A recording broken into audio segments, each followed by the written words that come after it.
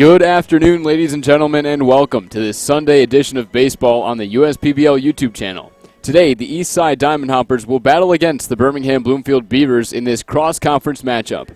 Hi, everybody. My name is Leo Ortel, and I'll be joined a little bit later by Chelsea Estes to bring you the call as Beauty and Beast are in attendance at Jimmy John's Field, presented by Fairy Tale Entertainment. Last night, it was a conference showdown between the Birmingham Bloomfield Beavers and the Westside Woolly Mammoths. In a game dominated by offense, both Nick Campana and Ross Haffey of the Beavers homered, while Anthony Maselli went 2 for 4 with 2 doubles and 4 RBIs, finishing as USPBL player of the game as the Mammoths trampled over the Unicorns by a final score of 10-5. This afternoon, Ray Diaz, the right-hander out of Torrance, California, will make his second start of the season. Diaz made his first start on August 11th against Utica, going 5 1/3 innings with 6 hits, 3 earned runs, 2 walks, and 5 strikeouts. After posting a 1.29 ERA at Marymount California University, Diaz will look to get back on track against Eastside this afternoon. The Hoppers have snapped an 8-game losing streak with their win against the Westside Woolly Mammoths on Wednesday, thanks to 5 innings of no-hit and no-run baseball from their starting pitcher, Zane Collins. Despite only 3 runs on 7 hits, the Hoppers shut out the Mammoths for the 3rd time this season by a final of 3-0, shutting down the best offensive team in the league. Jamon Taylor will take the bump today, making his 4th start of the season. Despite an 0-2 record, Taylor owns a 3.65 ERA in 12 1/3 innings pitched this year. He is also coming off a very good start against the Westside Woolly Mammoths on August 9th when he threw 5 innings of 2-run baseball. That was Taylor's longest start this season, so we will look for him to go the distance against the Beavers today. The Hoppers are 2-8 in their last 10 and are looking for a late-season push. However, they still have a chance to make the USPBL championship game, which is just 19 days away. Birmingham Bloomfield, in the meantime, is looking for their 3rd straight USPBL championship, and manager Chris Newell is hungry for the three-peat. And before the national anthem gets underway, we'll take a quick look at the starting lineups first for the visiting Hoppers. Pat Adams is batting first. He'll be in left field. Following him is Freddie Geely in the 2 spot at shortstop. Luke Johnson is batting third and playing in right field. The cleanup hitter is Riley Mahalik. He'll be the designated hitter. Zachary Gray is hitting in the 5 spot, and he'll be playing first base. Cole Perry is at third base, batting 6th. Bradley Hamilton is behind the plate, batting 7th. Sean Guida is in center field, batting 8th. Brant Broussard is batting 9th at second base. And now for the home team, Birmingham Bloomfield Beavers, Alec Oland is batting first. He'll be in left field, followed by Anthony Maselli at shortstop. Ross Haffey batting third, playing first base. The cleanup man is Adam Gauthier, the catcher. TJ Ward is going to be at second base again. The second time we've seen him there this week, batting 5th. Jack Hrenek is the DH, batting in the 6th spot. Adon Ordonez is in the 7th spot, playing third base. Doug Trimble's back in right field, just as he was last night, batting 8th. And Nick Campana rounds out the bottom of the order. He'll be in center field. So we're seeing the exact same lineup that we saw from Birmingham Bloomfield last night. The only change we're seeing is, of course, the starting pitcher, who's going to be Ray Diaz, and he'll be battling against Jamon Taylor, his counterpart, this afternoon. But we should be in for a good matchup here at Jimmy John's Field. Start time at 1:05 following the national anthem.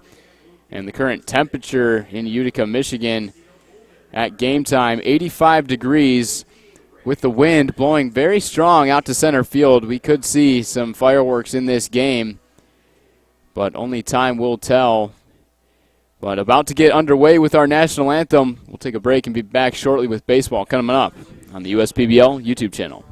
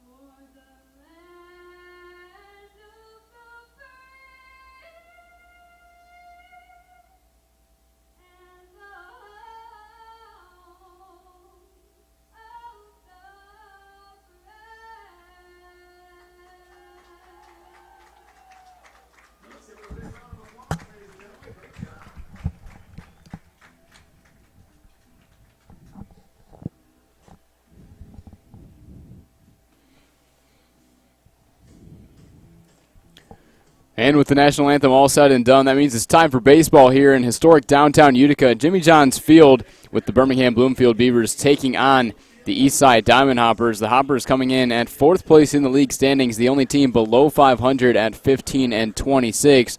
The Beavers are in 3rd place ahead of the Hoppers at 22-18, looking to pick up a little bit of ground this afternoon against the Westside Woolly Mammoths and Utica Unicorns, the top 2 teams in the league right now.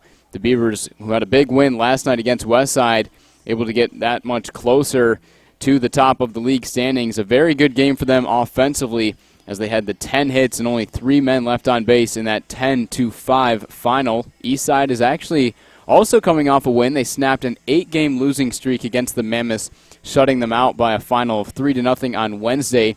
They only had 7 hits in the game, but their offense was enough to beat the best offense in the league, the Westside Woolly Mammoths. And Ray Diaz will be making his 2nd start of the season. He's made 3 appearances. 1 was the start, and that last start came on August 11th against the Unicorns. He went 5 1/3, giving up 6 hits, 3 earned runs, walking 2, and striking out 5.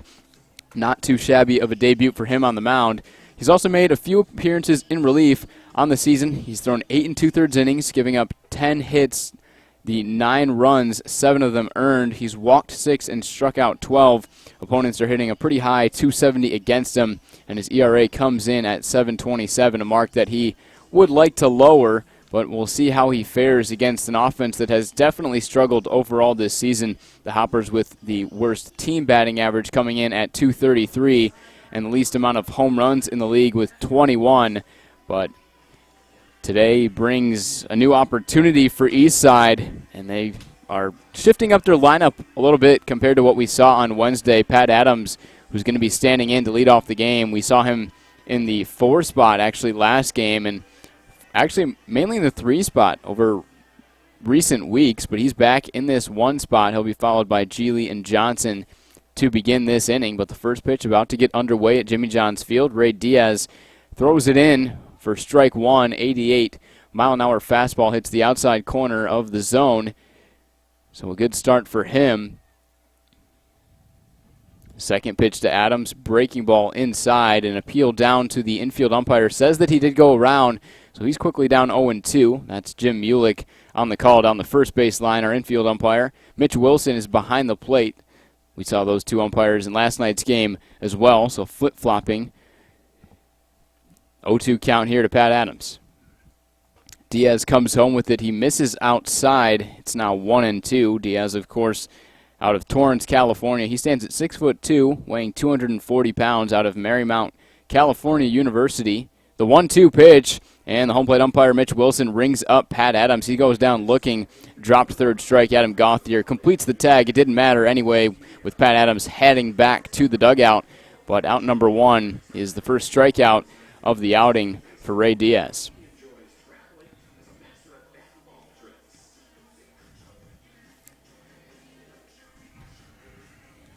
And now coming up is the Troy, Michigan native out of Siena Heights University, Freddie Geely at shortstop, batting second in the Eastside lineup put together by Paul Nochi, who's also the 3rd base coach down the line. Here comes the 1-0 pitch, back-to-back balls, missing the zone from Ray Diaz. Geely comes in hitting 270, doesn't have any home runs, but has driven in 12 and has a 340 on-base percentage. He takes inside at 90, the fastball missing, so 3 straight balls issued to Geely. He was 1 for 4 with an RBI on Wednesday against Westside. There's a strike, 88 right down the heart of the plate.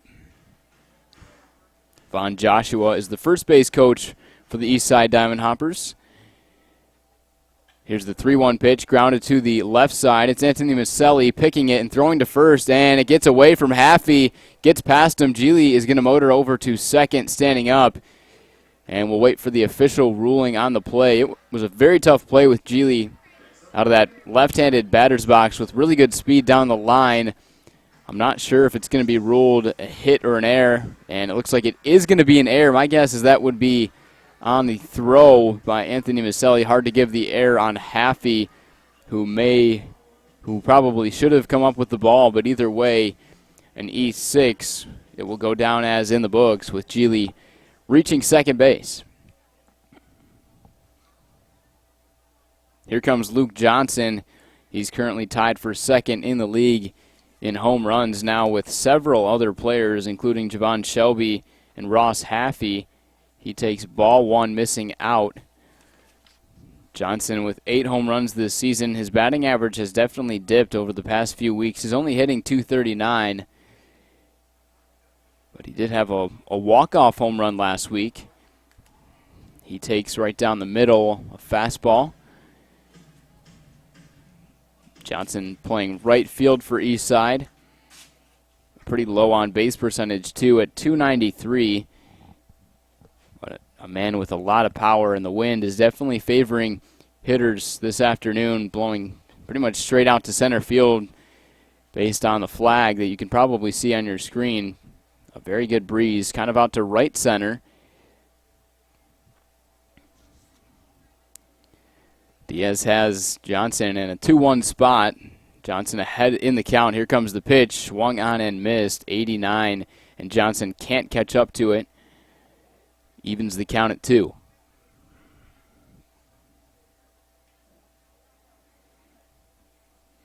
Early chance for Eastside to do something with the runner in scoring position. That's Freddie Geely. The 2-2 pitch is a breaking ball. Looks to be a slider, just missing on the outer half. A good take by Johnson. Kind of broke a little bit too soon, so a good take and the first full count of the game. Johnson ready for it. Here comes the 3-2 pitch. Off speed, popped into the infield. Who's it going to be? Looks like it's going to be Gauthier. He makes the catch, and that is out number 2.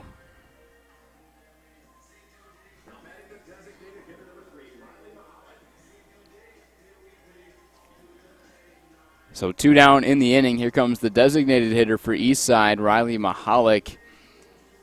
He's batting .271 with no home runs, 3 runs batted in, a .348 on-base percentage for the DH.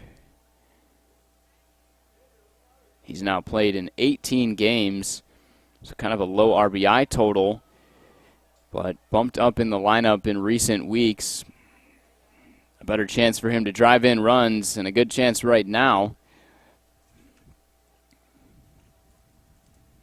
Mahalik out of Rider University hit .313 with 12 home runs this past season, also driving in 41. Geely with a good lead on second. The 0-1 pitch misses outside. A changeup.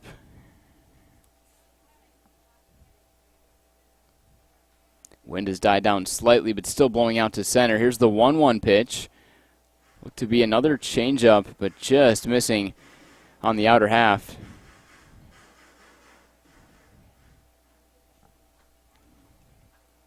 But 3 out of the 4 first hitters for Eastside are lefties, Adams, Geely, and now Mahalik. The 2-1 pitch, there's a slider curving in on Mahalik. It backs him off the plate. He knew it was strike 2.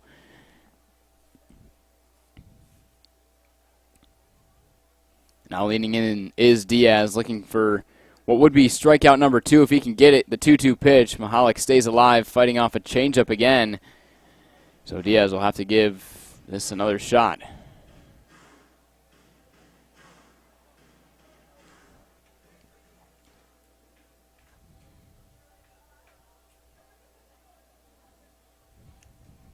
As a team, Eastside is hitting just .227 with runners in scoring position this year. Part of the reason why they have struggled to score runs. Here's the 2-2 again. Swung on, driven down the left field line. It's going to be foul. Mahalik putting up a good battle. Mahalik with runners in scoring position, just 3 for 17, 176 compared to his season overall average at .271. Count still even at 2 with 2 down. The runner on second. This pitch is driven into left field, and it is going to fall, and it's going to be called foul just by a couple inches down the line. Would have been extra bases for Mahalik, and most likely would have driven in our first run of the game, but instead, another foul ball for Mahalik.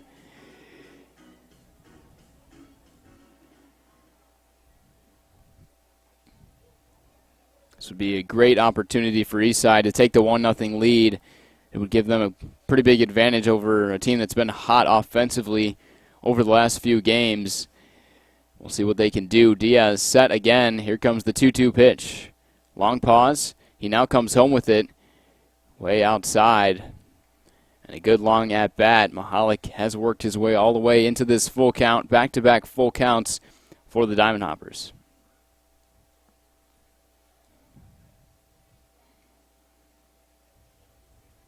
Here's the 3-2. Swung on, driven up the middle. That's into center field. That's going to be a base hit. Rounding third and headed to home is Geely. Here comes the throw to the plate, and it is in time. Nice play by Nick Campana. A bullet from center field gets Geely, who was unable to score from second. An outfield assist ends the top of the first. We'll head into the bottom of the first with Alec Oland, Anthony Maselli, and Ross Haffey due up for the Beavers when we return on the USPBL YouTube channel.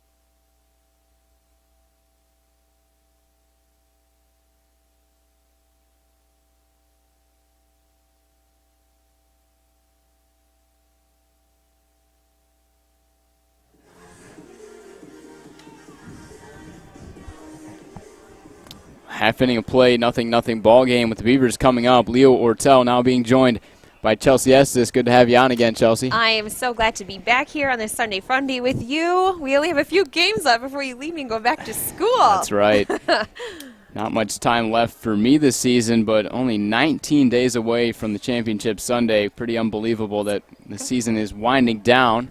It's going by way too fast. It really is. It's going to be exciting. Alec Oland standing in. He takes the first pitch ball issued by Jamon Taylor, who's making his fourth USPBL start this season. Taylor out of Altamonte Springs, Florida, attended Coppin State University, a school in the Baltimore area. So far this season, an 0-2 record, but a very good earned run average at 365 over 3 starts. He's thrown 12 1/3 innings, giving up just the 5 earned runs, walking 5 and striking out 8, with opponents hitting just 200 against him. We have seen him struggle with control at times. He does have 4 hit batters as well, and starts off Alec Oland with 3 straight balls. There's a strike at 90, and that's actually the fastest we've seen Taylor throw, believe it or not. He usually tops out at about 87, so obviously working on his mechanics. He's been able to up his velocity a little bit, working from the stretch. He also works with the slurve and the changeup. Ground ball left side, fastball at 91, and he'll ground out with Cole Perry making the play for out number 1. Next up is shortstop, number 2, Anthony Maselli. Anthony played college ball So 91 miles per hour now. Taylor's season high on the radar gun on the scoreboard. So with him adding a little bit of velocity to his game, this could be a good start for him. But he's going to have to deal with a lineup that's been very hot. And I know, Chelsea, you were talking to Chris Newell before the game, and he didn't change up his lineup at all compared to yesterday. He's sticking with what worked. That's right. That's what he's told me before. He's superstitious, and he doesn't like to change it until basically he has a reason to change it. You know, Sure. He did change his look up today. If, I don't know if those viewers can see him. He's a little far away on their screen, but he is going with the rolled-up pants look and the high-knee socks. Okay. It's a little different look for Mr. Newell, but, switch it up. Make it fun on this Sure. Sunday Fun Day. Whatever works. Anthony Maselli is back in this 2 spot. He lines one over to the left side, and that is going to be a base hit. He takes a hard round at first base. He's going to stay put. Maselli, who was 2 for 4 in the game yesterday with 2 doubles and 4 RBIs, the player of the game last night, is on with a 1-out single.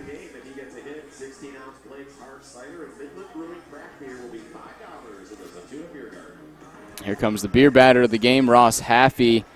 A good game for him yesterday. He was 2 for 4, 2 runs scored, drove in 3, 1 with the single, and then 1 with his 2-run shot. I talked to him down at the desk, and I mentioned his home run. He said, oh, it was about time. He was in a drought, so it felt really good for him. And it's pretty windy out there, so we made a comment at it down at the desk, and he said it's perfect for hitting home runs. So I said, I'm going to call it today, Ross. I feel number 2 home run of the weekend in your near future. So hopefully we put that good mojo back out there for him. I would not be surprised. Yeah, Haffey was kind of in a home run slump. He hit home run number 8 of the season, which ties him with Javon Shelby of Westside and, of course, Luke Johnson of Eastside. Haffey, his home run was actually to the opposite field, just getting over that right field wall. We usually see him pull the ball, but he's got a ton of power in his bat. The count even at 1. Taylor comes home with it. Fastball hits the outer half. Now Haffey's down 1-2.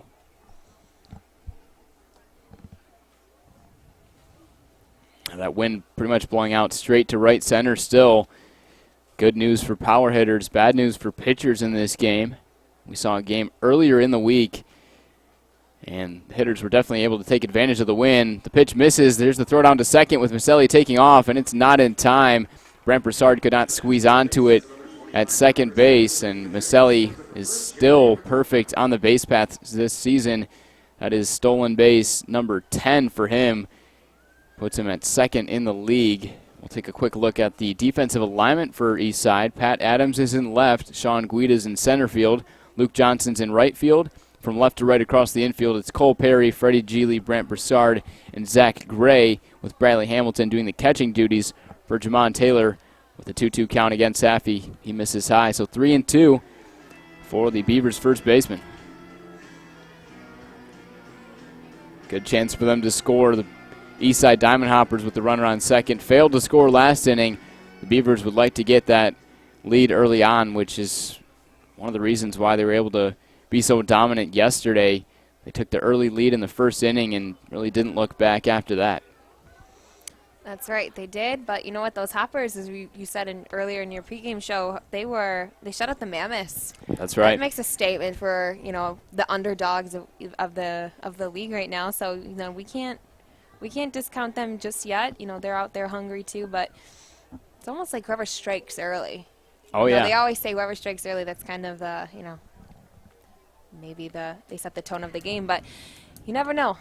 Haffey, in the meantime, will go down swinging on strikes, 91.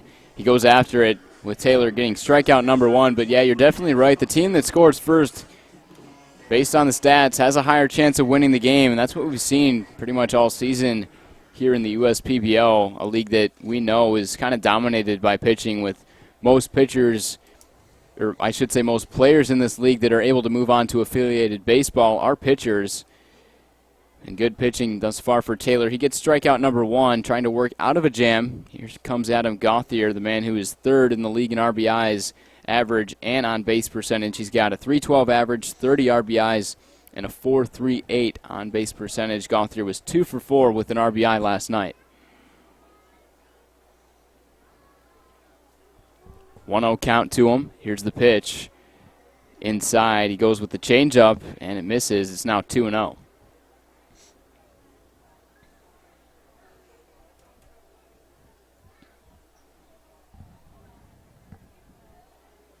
Sky starting to darken a little bit with some gray clouds. We need a rain in the dance. distance. Here's the 2-0. There's the slurve from Jamon Taylor. That's his most used off-speed pitch. Like I mentioned before, he works with 3 pitches in his arsenal. The four-seam fastball, the slurve, and the changeup, and already increasing his velocity is a very good sign for Taylor, who will dip down to about 72, 73 with some of his off-speed stuff, but now all the way up to 91 with his fastball.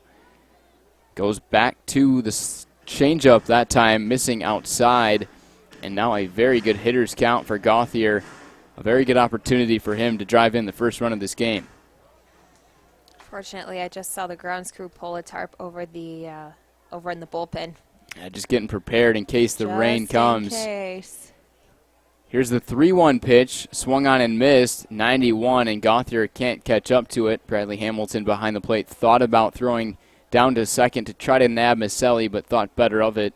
Full count with 2 down, back-to-back full counts for the Beavers. Taylor shakes off twice, now 3 times. Now nods his head, he gets set.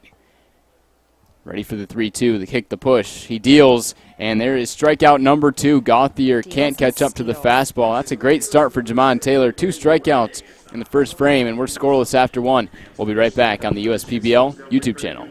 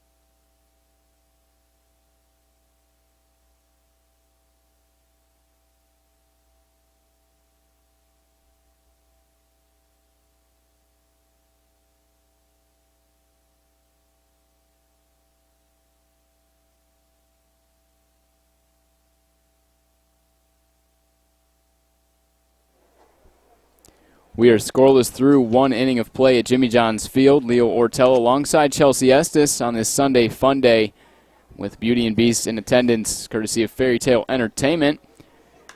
Here's Zachary Gray. He swings at the second pitch of the at-bat, skying one out to left field. Alec Oland chasing back with the wind, carrying the ball slightly.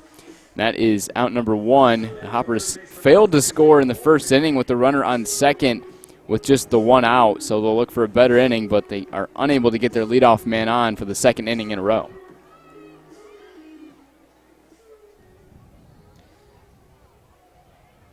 It is. We need some lights on in here. It's getting pretty dark. Oh, I see some rain falling. Oh gosh, the rain. Oh, here it comes. Looks like it's starting to fall. You can probably cover. see a few fans on your screen about to go take cover under the protective awning.